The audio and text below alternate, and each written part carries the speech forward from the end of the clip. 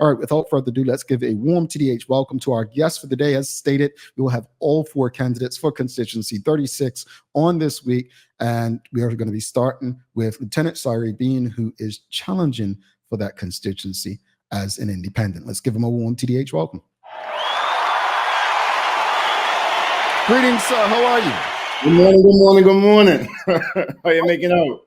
Well, I'm okay. I mean, welcome back. Last time we had you were talking about something very different, and this time we're talking about politics. So, first off, but before we even get into today's conversation and yourself, I mentioned that today is International Podcasters Day. Are you a big podcast guy or not? You know, I'm a big information guy, so whatever's on at the time, I end up tuning in. But I do like documentaries more so. Okay. And so I don't really have a podcast that I truly watch. Well, you know, hey, on off chance, I may get some flack for this, but Joe Rogan every now and again, he has some interesting guests. A lot of people watch him. Look, man, I remember back in the day, I was doing some media classes, and it was a thing. They were following Bill O'Reilly. And I started watching Bill O'Reilly, and people were like, "You watch him?" Like, yeah, it's fascinating when you watch people who are interesting, entertaining, but also, I don't have to agree with people to watch and be into it. Sometimes that's the best way to learn. I want to understand people, right, and why they think that way, and so on. So, no, it's nothing wrong with who you choose to give your time to. But thank you so much for coming. As stated, you're the first of the 4 candidates that will be on. But before we jump into the actual political part of it, just give the audience a bit about your background and who you are. Well, you know, once again, thank you for having me. I deeply appreciate it, and I don't take it lightly.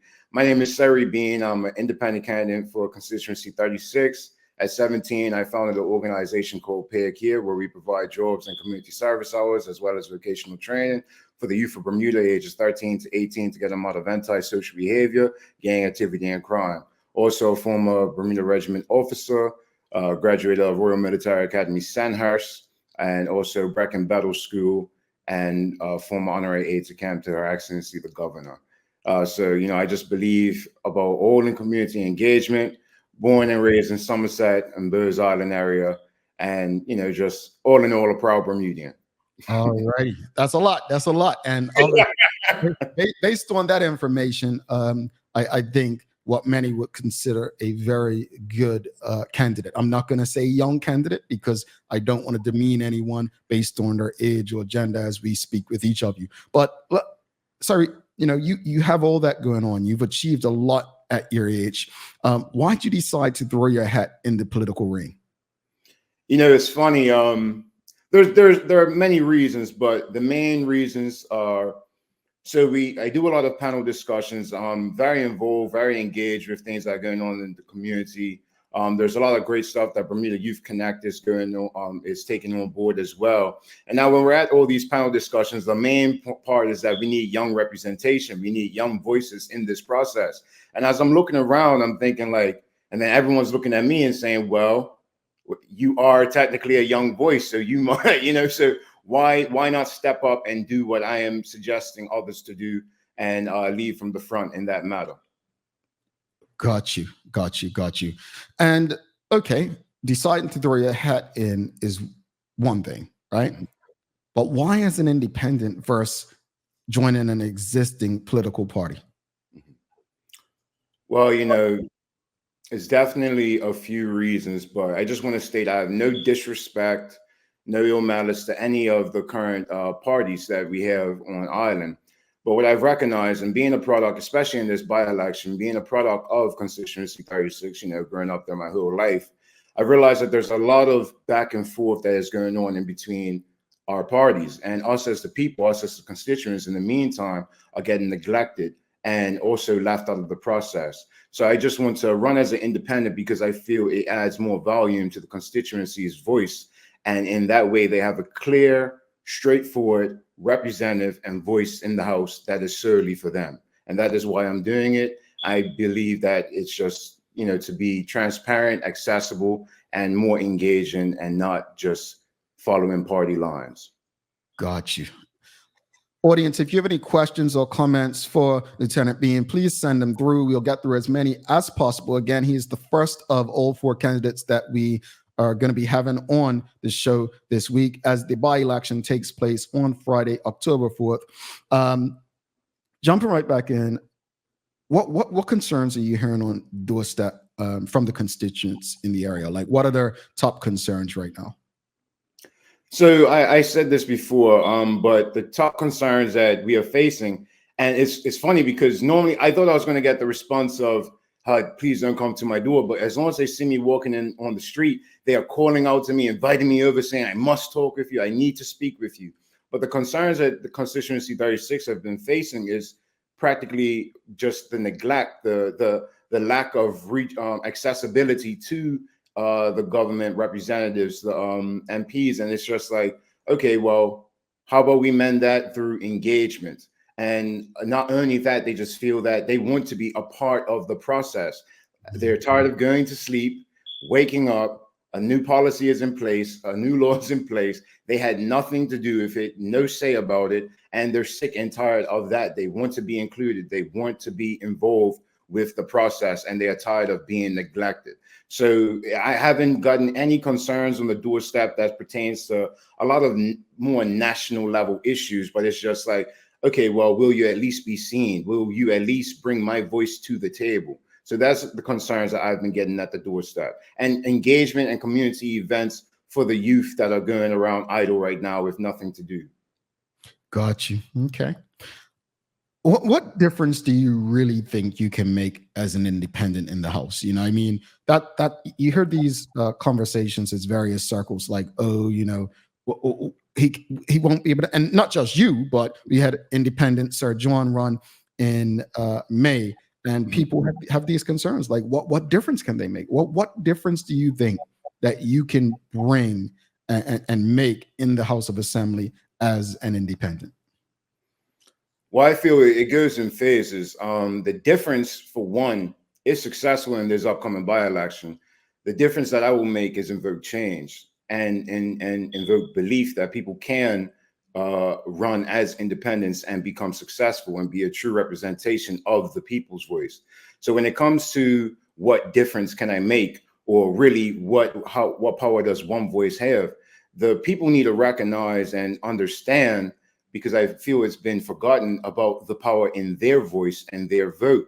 So being an independent, yes, I am independent sitting in the House, but they must remember that I am their voice. So I'm simply one individual who is adding volume to my constituency's voice. So I'm not there to serve the party. I'm there to serve my constituency as a whole. So in that sense, it just shows that the difference would be, I don't have to tiptoe around the borderlines or nothing like that. I can be blunt, be assertive, and say what needs to be said, and not end up fearing the blackballed, getting blackballed, or being underneath of an umbrella of a particular party. I'm solely there to represent the people. I believe that if they recognize there is a fighter in there for them, then it can create a domino effect of other individuals coming up to do the same.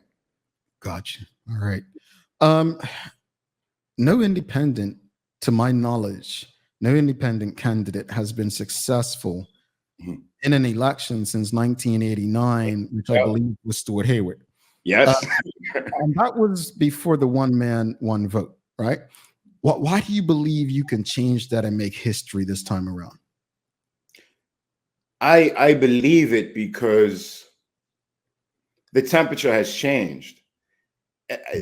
People used to be very standoffish at the idea, but the more I'm getting now, I've literally been on hundreds of doorsteps, hundreds, and everybody is buying into the fact of this could work. This is a possibility. I want change. You don't get a different result by doing the same thing over and over and over again. You must pivot. You must change the mindset a bit and try and achieve a different result. But I think at the end of the day, individuals are fed up in the community, and they are looking for a light at the end of the tunnel. So everybody is very much so encouraging with what I'm trying to do right now. And also, I just think what will make the difference, I guess, it's all in the individual. And I've given up my commission. I sacrificed my commission. in order to pursue this. I want everyone to know that I am full in, and I'm not just here to, half roll this out. So they understand that they have a fighter in their corner. And I believe that just with my proven, track record of whatever I've done, that I will continue to do this way and lead this way. I'm not just here popping up out of the blue and saying that, hey, I'm going to make a change. I've proven that I am able and capable and willing to do so and go the full mile. All right, audience, if you have any questions or comments for Lieutenant Cire Bean, please give us, share. I will get through any comments and questions. I see that Michael Daniels, you said he answered my question. Yes, he's answered your question. Suzanne Ingham says, yes, serve and represent the people. It's not about the party. Again, if you have any questions or comments, send them through. We're going to address the elephant in the room. The One Bermuda Alliance has been very vocal about the venue. What are your thoughts on the venue for the by-election, being the home church of your opponent and the PLP candidate, Reverend Emily Gildeal? Mm-hmm. So, I'm just entering into the space. I've been now involved in the political realm for about 4 weeks. So all of this is still relatively new to me in that sense. But when it comes to the location, I feel personally, I have no dramas personally with it, but on the doorstep, I have gotten a lot of questions pertaining to why is it being held there? Why not at St. James? Why not at Somerset Primary and things like that? Now, what I did realize is that I, as a candidate, do not have any say in where it is held. That is powers above me. But I just feel that, I hate to just, I'm a very optimistic person. I believe what I was meant to be will be. So no matter what the location is, if the people are, fed up enough or engaged enough, then they will come out to vote no matter where it is. If it's on a mountaintop, if it's in the middle of the ocean, they will find their way. But I do understand that, and I can see that there's some conflict in the location. But here we go again. I'm not one to be in a dogfighting match amongst the parties and pointing fingers. I don't do any of that. I do not plan on doing any of that. But I do understand that it is a hot topic right now, especially on the doorstep. Okay. You've mentioned a couple times that, being an independent means that it gives you more power to represent the people and not the political party. This morning we were discussing the former finance minister, the Honorable Curtis Dickinson, going against his party, which people have encouraged him to do since his resignation. He went against his party regarding the pension, the government allowing first-time buyers to free up their pension funds for the purchase of a home. What are your thoughts on that proposal? And I believe it was passed by the government. So I do have a few thoughts on that. One, I would just say Mr. Dickinson is an extremely intelligent individual. I believe that if he is going against something, he obviously has valid reasons of why. I do understand. I appreciate the fact that he is looking at the more long-term aspect of all of this because, it's looking at the bigger picture. And as you mentioned earlier, in regards to buying a house, starting a business, I do also agree that there needs to be more financial literacy that is given to the youth so they understand truly what they are walking into. Because once you take on that, as you mentioned, becoming a liability rather than an asset, if you do have any ways to rent it out or earn money from it, it is a big task. And so I believe that Curtis Dickinson's points are extremely valid. And I think that that needs to be discussed more. We need to pay more attention to this and get the education on financial literacy. All righty. Renee Webb's asking, are you the only independent candidate who will be running in the next election to your knowledge? Next election or this by-election? Well, it's closed now for this by-election, but I take it this is probably the next general election that is coming up. So what I would say is, believe it or not, I've been getting calls every single day. When I'm stopping in the streets of homes, people are calling me saying, hey, I love this movement. I love what is going on. My cousin was calling me. They want to run as an independent in their constituency. So it is growing. People are coming out to me saying that they are inspired, they want to run, they want to come out during the next general election. So I think that we would be surprised at how many individuals truly step forward to represent their constituency as independents. Because I know personally, it's quite a few have now been interested. All right. Renee Simmons is asking, as an independent, will you meet with other independents on various issues, or are you completely independent? Because there have been talks that, oh, this is an independent movement, which in itself makes it seem like a political party. So can you clarify? Well, I say to be smart and to be strategic and have the best options available, I feel that conversation with any individual who has the foresight to give any information is the right way to go. For example, not just any independent members, but you have very intellectual people, intelligent people from the PLP, OBA, the FDM. Why not seek information where information can be given and guidance can be given? So I believe we need to get across and get over the bridge of just not hearing out an idea from the individual because they're from a different party. And that's where Bermuda gets nowhere. We are sick and tired of doing that. We must go firm. We must seek the knowledge. So with that being said, yes, I seek knowledge. I will meet with whoever can provide and whoever is willing to give information that will better our country, no matter where you come from, what political party. I have 2 ears to listen, 1 mouth, and you know how that saying goes. Yeah, indeed. If you're not successful in this upcoming by-election, what next? Are we gonna still prepare and canvass and be the man in the community leading up to the next general election, which will be held within the next year or so?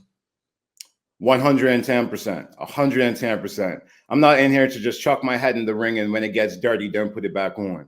I'm here to stay around, be involved in the community. I just think the benefit of this is that now it's getting more exposure to what I've been trying to do since I was 17 for the community. So I plan on being closely knit together with the community going forward, no matter what the result is. All righty. What would you say to not only those going to the polls on Friday, because as it's been proven historically, by-elections attract less people than a general election. What would you say to those who may feel like, look, my vote isn't going to matter? I don't care. I'm not going. It's the same old. The PLP is going to win. What advice would you give them? I would give them the advice of get out there, go and vote. Nothing of great change comes about if you sit on the couch, complain, do nothing, and just think that your vote does not matter. It matters 100%.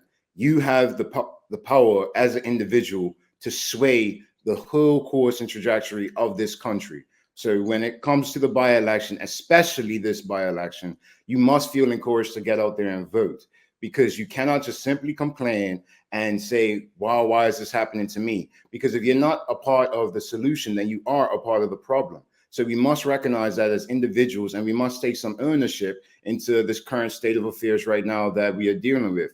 Get out there, feel empowered, feel encouraged to vote, because if you do not, then the same situations that you are facing right now would just get larger, get worse. You must feel empowered to vote. Your vote definitely counts. All right, final question. You have 3 other people vying for this seat. Tell the people of Constituency 36 why you're the best candidate to serve them in the House of Assembly. So this is that's an interesting question, because I can feel that I'm a great candidate. I believe that I know for a fact that I would give it my all. I would put 110% of effort in and engagement to my constituency. And again, I understand, the youthfulness, but I seek all the answers. That's one thing in the military that we learned, is that you may not know all the answers, but you better find them out. So it's that aspect of being able to truly listen, connect with the community, engage with the community, and be there for them. I grew up from in that community, Burrs Island, 6 Seawall Drive. That's me. And so I'm a clear representation of that community. So I believe that all the other candidates are great, fantastic individuals. Anybody who is willing to put their hat in the ring, to be vulnerable, to be exposed to all of the public comments, and to try and do better for the country is amazing. But I just know for a fact, I can't speak for the others, but I know for a fact that I will put 110% into firmly representing my constituency, serving my people, for the people, of the people, and not a party. Cire Bean, I thank you for making time, coming on and engaging. Thanks for having me. Apologies again for the delay, you know.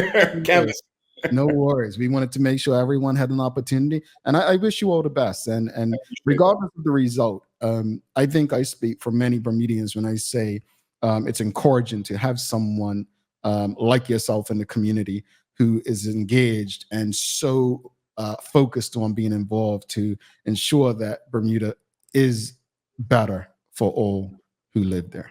All right. So thank you so much. All the best, and we'll talk to you soon. Thank you. Have a great one.